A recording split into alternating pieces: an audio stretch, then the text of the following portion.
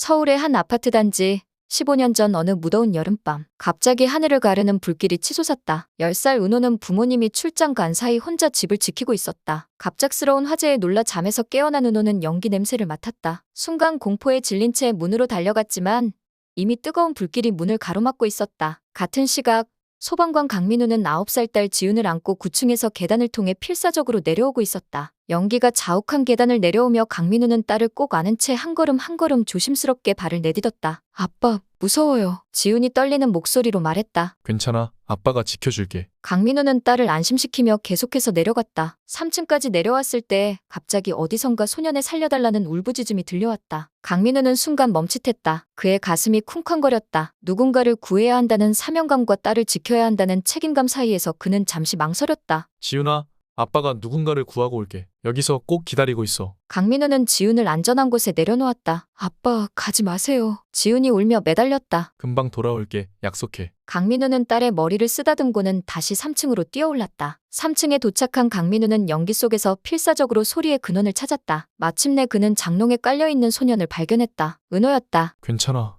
이제 안전해. 내가 구해줄게. 그는 은호를 끌어내며 말했다. 넌 앞으로 멋진 사람이 될 거야. 누군가를 도울 수 있는 사람이 되렴. 그 순간 천장에서 불길이 치솟았다. 강민우는 은호를 밀어서 밖으로 내보냈지만 그 자신은 무너져 내리는 천장의 석고 보드에 깔리며 불길에 휩싸이고 말았습니다. 결국 그는 불길 속에서 사망했습니다. 한편 밖에서는 지훈이 그저 그 자리에 서서 아버지가 나오기를 기다렸다. 그녀의 작은 손은 떨리고 있었고 얼굴은 눈물과 그을음으로 범벅이 되어 있었다. 시간이 흐를수록 불안과 공포가 커져갔습니다. 아빠, 아빠. 지훈은 울부짖으며 아버지를 불렀습니다. 그녀의 작은 목소리는 화재 현장의 소음에 묻혀 사라졌지만 그녀는 멈추지 않고 계속해서 아버지를 불렀습니다. 눈물로 얼굴이 범벅이 된 채 지훈은 아버지가 약속대로 돌아오기를 기다렸습니다. 하지만 끝내 아버지는 돌아오지 않았고 이 사건은 지훈의 마음에 깊은 상처를 남겼습니다. 15년이 지났다. 은호는 자신을 구해준 소방관을 찾기 위해 노력했지만 번번이 실패했다. 그러던 어느 날 그는 한마음 탐정사무소라는 곳을 알게 되었다. 마지막 희망을 걸고 그는 이곳에 의뢰를 했다. 탐정들의 노력 끝에 은호는 드디어 자신의 은인에 대한 정보를 얻을 수 있었다. 그는 떨리는 마음으로 납골당을 찾았다. 은호의 심장이 격렬하게 뛰기 시작했다. 납골당에 서서 지훈 아버지의 사진을 바라보는 그의 손이 떨렸다. 15년 전 그 운명의 밤.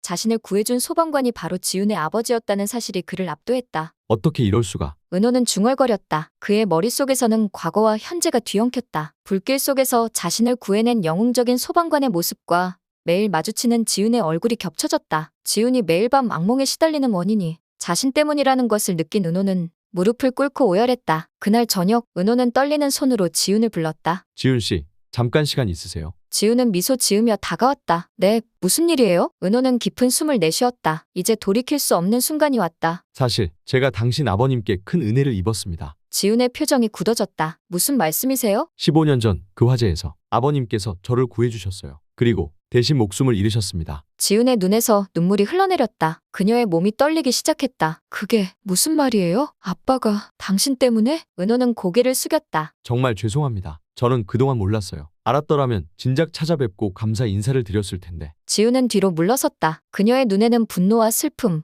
혼란이 뒤섞여 있었다. 가세요. 지금은 당신을 볼 수가 없어요. 은호는 무거운 발걸음으로 그 자리를 떠났다. 며칠이 지났다. 지훈은 출근하지 않았고 은호는 죄책감에 시달렸다. 그때 그의 휴대폰이 울렸다. 지훈이었다. 한강공원으로 와주세요. 은호는 망설임 없이 달려갔다. 한강변 벤치에 앉아있는 지훈이 보였다. 그녀의 눈은 붉어져 있었다. 앉으세요. 지훈이 말했다. 은호가 조심스레 자리에 앉자 지훈이 입을 열었다. 많이 생각했어요. 처음엔 당신이 미웠어요. 하지만 아빠는 당신을 구하기로 선택하셨어요. 그게 아빠의 마지막 소원이었던 거죠. 은호의 눈에서 눈물이 흘렀다. 정말 죄송합니다. 지훈은 고개를 저었다. 이제 그만 사과하세요. 대신 아빠의 소원을 이뤄주세요. 누군가를 돕는 사람이 되어주세요. 은호는 고개를 끄덕였다. 약속합니다. 그 순간 두 사람의 시선이 마주쳤다. 그들은 서로의 눈에서 아픔과 이해, 그리고 새로운 시작을 볼 수 있었다. 시간이 흘렀다. 은호와 지훈은 서로의 상처를 보듬으며 가까워졌다. 은호는 지훈에게서 아버지의 모습을 보았고